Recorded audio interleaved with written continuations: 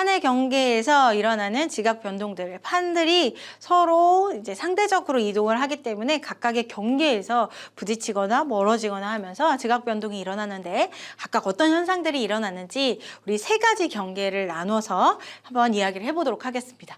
자, 첫 번째 경계는 무엇이냐면 발산형 경계예요. 멀어지는 경계. 두 번째는 수렴형 경계라고 해서 이제 가까워지는 경계가 되는 거죠. 판과 판이 서로 가까워지는 경계. 그 다음 보존형 경계가 있어요. 그것은 판과 판이 서로 가깝거나 멀어지지 않고 서로 어긋나면서 지나가는 경계가 바로 보존형 경계입니다. 이 세 가지를 중심으로 이야기를 한번 해볼게요. 자, 먼저 판의 경계와 대륙 분포의 변화에서 위쪽의 내용을 한번 살펴보도록 하겠습니다.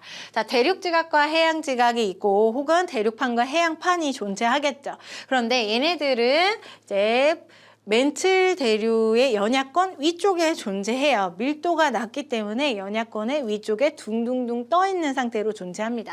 그리고 멘틀이 혹은 연약권이 대류를 함에 따라서 이 둥둥둥 떠 있는 대륙판이나 해양판들이 이동을 하게 되고 그 상대적인 이동에 따라서 판의 경계에서 지각 변동이 일어나게 된다. 이런 얘기가 되는 거죠.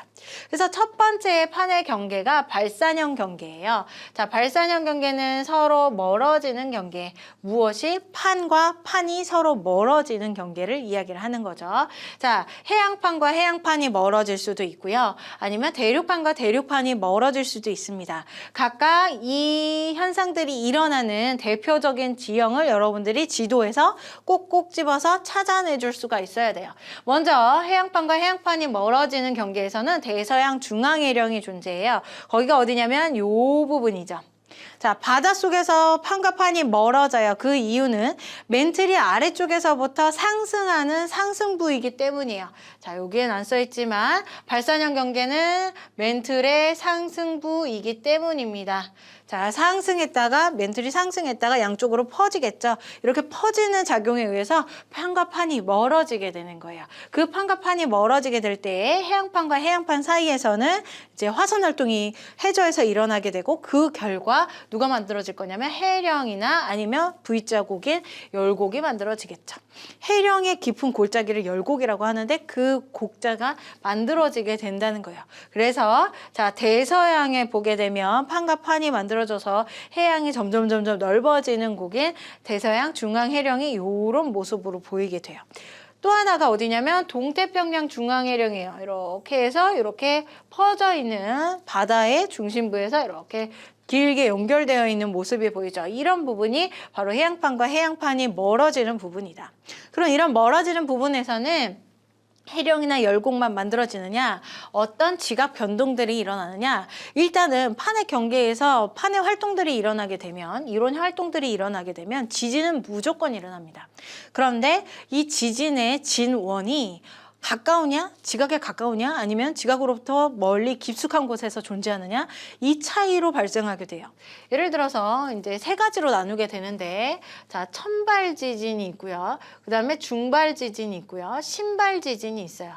이름에서 느낌이 쫙 오죠. 천발 지진 같은 경우는 지각에 가까운 부분, 지각으로부터 70km 이내에 진원이 있는 부분을 우리는 천발 지진이라고 얘기하고요. 중발 지진은 70km에서 300km까지를 우리는 중발 지진, 진원이 이 사이에 존재하면 중발 지진이에요.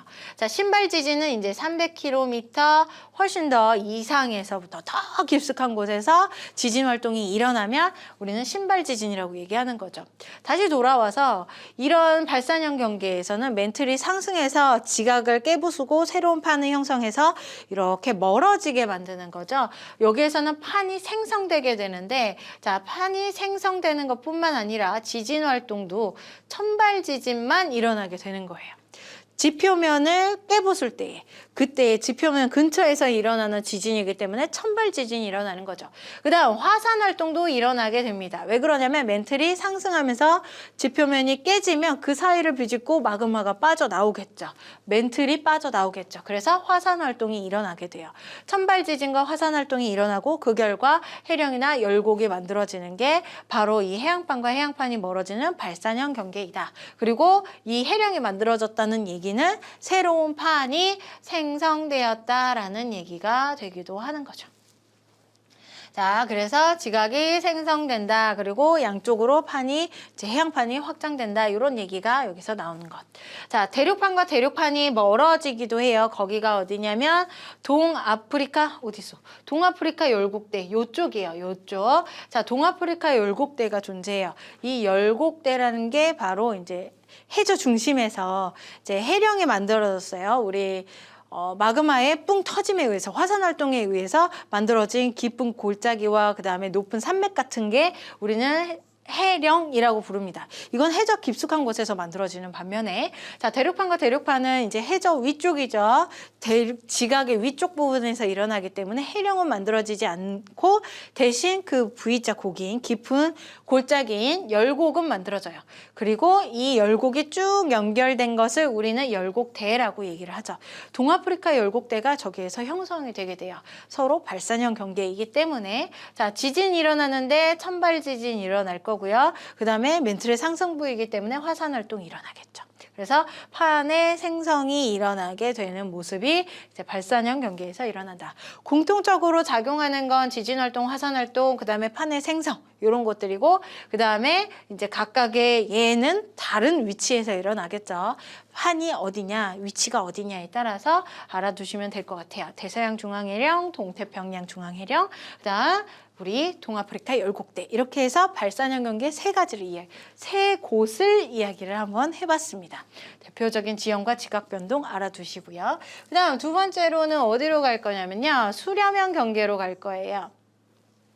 자, 수렴형 경계는 판과 판이 서로 만나서 이렇게 사그라드는 소멸되는 경계예요. 소멸되는 경계.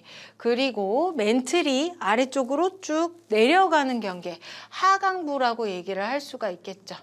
발산형 경계 같은 경우는 상승부예요. 멘틀이 상승해서 양쪽으로 벌어지니까 발산형 경계. 그런데 수렴형 경계 같은 경우는 이제 모이죠. 양쪽에 멘틀들이 와서 모여서 이제 아래로 내려가는 하강부예요. 그래서 안쪽으로 모이는 힘인 이제 수렴형 경계의 모습이 안쪽으로 모이는 힘이 작용을 하게 되는 겁니다. 자, 두 가지로 다시 나누게 되는데요. 섭입형, 두 개의 판이 있어요. 두 개의 판 중에서 하나의 판이 아래쪽으로 내려가요. 그 판, 아래쪽으로 내려가는 판은 밀도가 큰 판이에요. 더 무거운 판이 아래쪽으로 내려가게 되어 있는 거죠.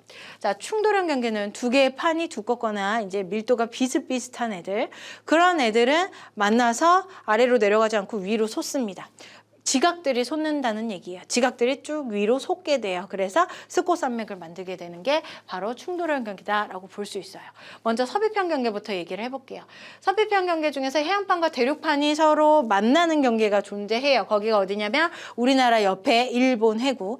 우리 일본 열도도 마찬가지로 섭입형 경계의 대표적인 예이죠. 여기 그림에서 이 부분을 얘기하는 거예요. 이 부분. 일본 열도가 이렇게 커? 자, 일단 일본 열도죠. 일본 열도, 그 다음에 일본 해구가 요 옆에 존재해요. 경계 부분에 존재해요. 여기가 바로 섭입형 경계라는 얘기죠. 여기 있는 태평양판이랑 그 다음에 대륙판이 유라시아판 두 개가 만나게 되고 그 다음에 밀도가 큰 태평양판이 아래쪽으로 쭉 들어가게 되면서 그 판의 경계에 따라서 우리 경계에 따라서 일본 해구가 형성이 되게 됩니다. 그리고 이렇게 경계에 따라서 해구가 형성이 되면서 위쪽으로 화산 활동이 일어나면 그 화산 활동에 의해서 일본 열도, 호상 열도라고 하는데 일본 열도가 형성이 되는 거예요. 자, 해구가 형성이 됐고요. 섭입되는 그 입구 부분이 해구, 그 다음에 호상 열도가 형성이 된다라고 얘기를 했죠. 지금 그림에서 조금 더 설명을 해보면 유라시아판이 있고요.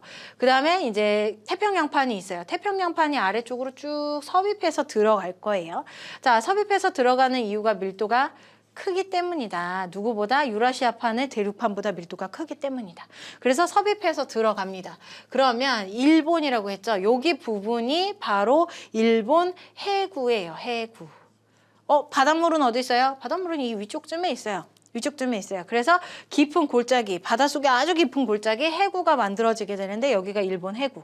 그러면 일본 열도는 어디에 있어? 자, 이렇게 섭입형 경계에서 이제 해양판이 들어가면서 여기 마찰에 의해서 지진 활동도 일어나고 그다음에 화산 활동도 일어나요. 그래서 이렇게 뿡 터져가지고 이렇게 화산 활동에 의해서 섬이 하나 만들어지죠. 이 섬이 바로 호상 열도예요. 그리고 이놈이 일본인 거죠. 일본 열도가 되는 거죠. 우리나라는 여기에요. 유라시아판에 존재하는 더 안쪽. 일본에서 지진 활동과 뭐 화산 활동이 자주 일어나는 이유는 바로 판의 경계에 가깝기 때문이다라고 볼 수가 있겠죠. 자, 해구와 호상 열도가 나타나는 부분에 대해서 얘기를 했고 섭입형 경계의 얘기입니다. 자, 지진 활동은 어떤 지진 활동이 일어나냐면 판과 판의 경계에서 일어나는 천발 지진, 그다음에 이쯤에서 일어나는 중발 지진, 더 안쪽으로 들어간 신발 지진까지. 자, 천발 지진에서부터 신발 지진까지 모두 다 일어나고요. 화산 활동도 일어나요. 일본 열도가 만들어져야 되기 때문에. 자, 판이 섭입을 하고요. 그 다음에 소멸을 합니다. 어떤 판이 소멸하냐면 태평양판, 밀도가 큰 판이 아래쪽으로 들어가면서 소멸하게 되어 있어요. 자, 여기만 있는 게 아니라 페루칠레 해구도 여기에 속하죠. 페루칠레 해구는 여기 부분을 얘기를 하는 거예요. 여기 부분, 자, 아프리카 대륙이랑 여기 나즈카판인가요? 요 두 개의 판이 서로 만나게 되면서 나즈카판이 안쪽으로 대륙의 안쪽으로 들어가게 되는 거죠. 안쪽으로 들어가게 되면 이런 모양이 되는 거예요. 이걸 그냥 거꾸로 뒤집어 버리면 되는 거죠. 그렇게 됐을 때 해구가 만들어지고 호상 열도가 만들어지고, 그런데 여기에서는 호상 열도는 안 만들어졌고요. 이런 해구와 함께 이제 두꺼운 퇴적층이 존재해서 그 퇴적층들이 위쪽으로 상승하게 되어 있어요. 상승을 해버렸어요. 그래서 여기에서 습곡 산맥이 만들어졌는데 걔가 누구냐면 안데스 산맥이에요. 안데스 산맥. 페루칠레 해구와 함께 안데스 산맥이 그 옆에서 만들어졌다는 거죠. 해구와 스코 산맥, 안데스 산맥이 만들어졌습니다. 자, 지진 활동은 당연히 섭입하는 곳이니까 천발 지진까지 다 일어나고요. 천발 지진에서 신발 지진까지 다 일어나고 화산 활동이 일어날 거고요. 섭입과 소멸이 일어나게 됐습니다. 자, 그다음 해양판과 해양판이 만나서 섭입을 하기도 해요. 섭입을 할 때 둘 중에서 더 무거운, 밀도가 더 큰 판이 섭입을 하게 되어 있어요. 그래서 만들어진 해구가 여기 부분이에요. B 부분. 마리아나 해구가 여기에 속하죠. 여기는 우리 해양판이랑 여기 태평양판의 해양판 두 개가 만나게 되어 있고, 그 결과 이렇게 밀도가 큰 애가 섭입을 했어요. 그 결과 똑같아요. 일본 해구 만들어진 것처럼 해구와 호상 열도가 만들어지게 되었다. 그리고 지진 활동은 신발 지진까지 깊숙하게 일어나고 화산 활동이 일어난다. 이런 얘기 쭉 얘기를 할 수 있습니다. 그래서 섭입형 경계 세 군데 기억하시면 돼요. 일본 해구, 마리아나 해구, 그 다음에 여기 페루칠레 해구, 안데스 산맥까지 기억을 해주시면 되겠죠. 자, 충돌한 경계요. 대륙판과 대륙판이 만나서 이제 얘네들은 굉장히 두꺼운 판이죠. 밀도도 작고. 그래서 얘네들 중에선 누가 섭입을 할 수 있는 조건이 안 돼. 그래서 두 개가 꼭 만나다 보니까 위쪽으로 상승을 하게 된 거죠. 위쪽에 있던 퇴적물들이 위쪽으로 상승을 하게 되어 있어요. 그래서 그 결과 만들어진 게 습곡 산맥인데 대표적인 애가 여기에 있는 거예요. 알프스 히말라야 산맥. 히말라야 산맥. 그래서 알프스 히말라야 산맥 꼭대기에는 우리 조개 껍질과 같은 화석들도 많이 발견이 된대요. 왜 그러냐면 바닷속에 있던 퇴적물들이 이제 부딪힘에 의해서 상승을 했기 때문에, 그 결과 산꼭대기로 올라갔기 때문에 조개 껍데기와 같은 이제 해저 생물의 화석도 발견이 된다라고 얘기를 합니다. 자, 여기에서는요, 화산 활동은 일어나지 않아요. 경계 부근에서는, 모든 판의 경계 부근에선 지진 활동은 무조건 일어나요. 대신 어느 지진이냐, 천발, 신발, 중발 중에서 어느 지진이냐를 맞춰주시면 되는데, 화산 활동은 무조건은 아니에요. 무조건 마찰이 일어난다거나 아니면 멘틀이 상승한다거나 이런 조건이 존재해야 돼요. 자, 얘네들은 서로 힘을 꿍 해서 대립적인 상태인 거죠. 그래서 얘네들 사이에서는 큰 마찰이 일어나지 않습니다. 이렇게 비집고 들어가는 마찰 같은 큰 마찰이 일어나지 않아요. 그래서 화산 활동은 일어나지 않는다라는 거 알아두시면 될 것 같아요. 이 지진은요, 천발 지진부터 시작해서 중발 지진까지 일어납니다. 신발 지진은 없다는 점까지. 자, 수렴형 경계에 대해서 알아봤습니다. 지도를 보고 콕콕콕 집어주실 수 있어야 돼요. 자, 그 다음 마지막으로 봤을 때 보존형 경계요. 자, 앞쪽에서 이미 얘기한 발산형 경계에서는 판의 생성이 일어났어요. 그래서 멘틀의 상승부. 그 다음에 수렴형 경계에서는 판의 소멸이 일어났죠. 그리고 멘틀의 하강부다라고 얘기를 했어요. 자, 이 보존형 경계에서는 판의 생성이나 소멸이 없어요. 보존된다라는 거예요. 그리고 판의 멘틀의 상승이나 하강 없이 그냥 멘틀이 서로 안쪽 판과 바깥쪽 판이 서로 어긋나게 흐르는 거예요. 그 결과 판과 판이 어긋나게 이동함으로써 판은 보존이 되되 판의 경계에서 지각 변동은 일어날 수는 있겠죠. 자, 해양판과 해양판이 어긋나는 경계는 케인 변환 단층이라고 얘기하는데 쉽게 생각해서 여기 대서양 중앙 해령이나 아니면 동태평양 해령 부근에서 여기 해령 부근의 사이사이에 가로 줄무늬들이 존재하죠. 이 가로 줄무늬들이 변환 단층입니다. 보존형 경계라는 얘기예요. 해양판과 해양판이 멀어졌다가 이제 판들이 이동을 할 때 서로 어긋날 수가 있어요. 속도나 이동 방향이 달라지면서 그 결과 만들어지는 보존형 경계가 바로 여기예요. 그래서 해령 부근 변환 단층이 바로 해양판과 해양판이 멀어지는 경계 부분이다. 그래서 변환 단층이 나타나는 게 대표적인 예이고요. 지진은 어떤 지진이 일어나냐면 이제 상승부나 하강부가 아니잖아요, 멘틀에. 그래서 지각들이 어긋나면서 살짝의 마찰 그 정도만 존재하기 때문에 여기서도 천발 지진만 일어납니다.